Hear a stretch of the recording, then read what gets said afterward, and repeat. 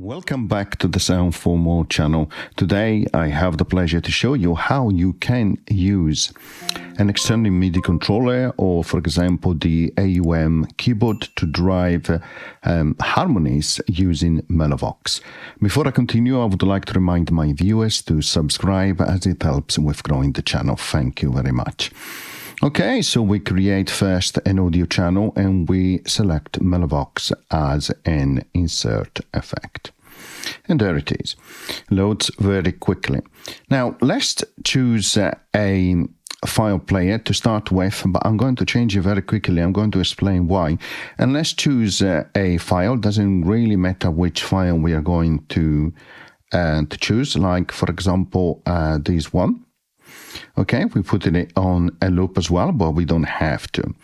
Okay, so we have seen already AutoSense in the first tutorial, and in the last tutorial we have seen also vocoder as a control mode for a MeloVox. You have two additional ones. One is called Midi Chord, and another one is Midi Melody.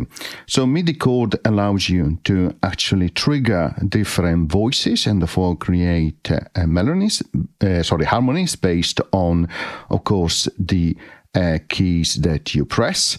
Midi Melody works in the same way, but is confined only to a monophonic type of shall we say, melody. Therefore, it doesn't allow you to do harmonies using multiple voices, but essentially same thing, but different purposes. Still receives controls from your MIDI keyboard, which of course you need to link to, like so, if you're using the AUm keyboard. Okay, so the first thing I'm going to do is to go here in the burger menu, click Init preset and initialize a preset. Next, what I'm going to do is to press play. Now I'm going to disable the original and also the harmony here so that you don't hear anything at the moment. Okay, perfect. Now, so what you need to do when you go to Midi Chord, you need to press some keys in order to hear sound. So if I re-enable harmony, you don't hear anything, right? If I press a key, you hear a C4 here, and it is recognized here at the top, of course. Now, in order for it to work, you need to enable the harmonies that you're going to use. It doesn't matter the interval, so I suggest you put them all to 1, like so. And I wish there was a way to actually for Midi Chord to accept the use of multiple keys and therefore enabling multiple voices and therefore harmony without having to enable all the voices, but that is how it works. You can hear a little bit of sound as it moves between AutoSense and Midi Chord. That is fine. So let's click harmony again, not the original, and now I'm going to press C4 and then other keys. You will see they're recognized at the top here, and it will create harmonies.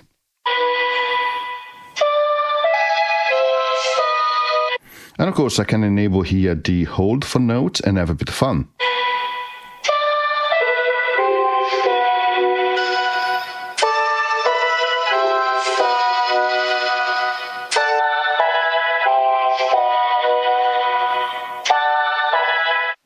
Of course, much better when you have formant preservation.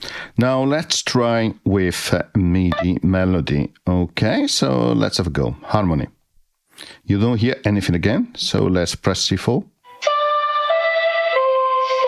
And now let's change the keys.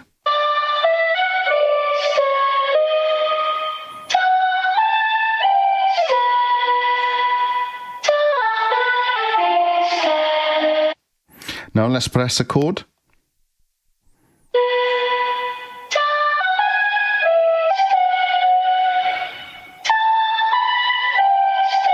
So you can hear that is monophonic. It's not, it doesn't create harmonies regardless of how many voices you have enabled. So that's the difference between Midi Chord and Midi Melody. So one way that I really like to use this is to actually being able to trigger also the start of the sample as well along the line of pressing notes. So in order to do that, let's stop here the transport control of AUM. Let's remove that file player, and let's choose Koala Sampler. Now let's load this up and maximize it. Let's go here to the hamburger menu. Let's select import audio.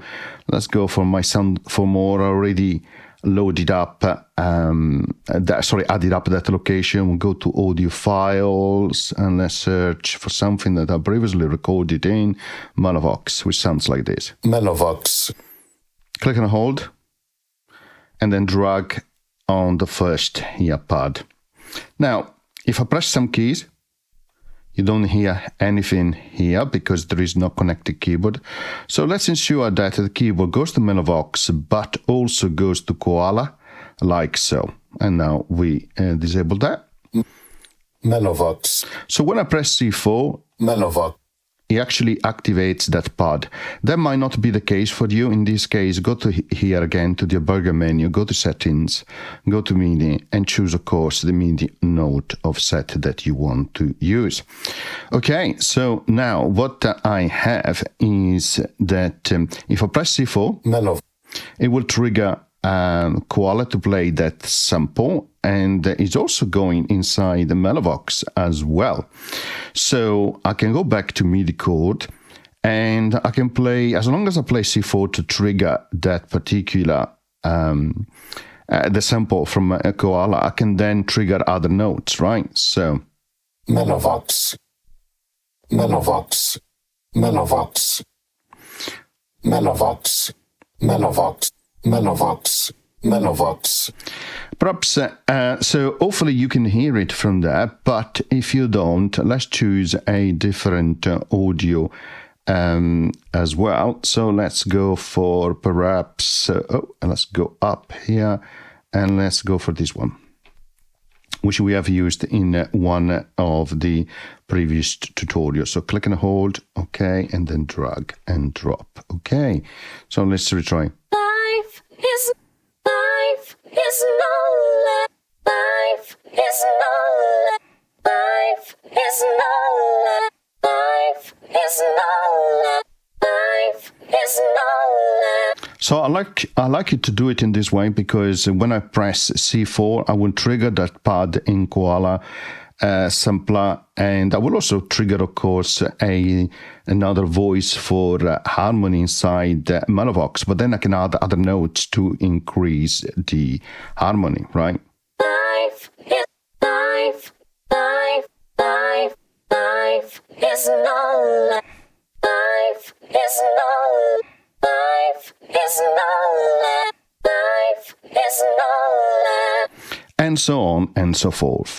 Okay, I hope you enjoyed this tutorial. Now you know how to use Midi Chord and Midi Melody with some use cases and example, for example, with Koala Sampler as well. I hope you enjoyed. See you next time. Bye.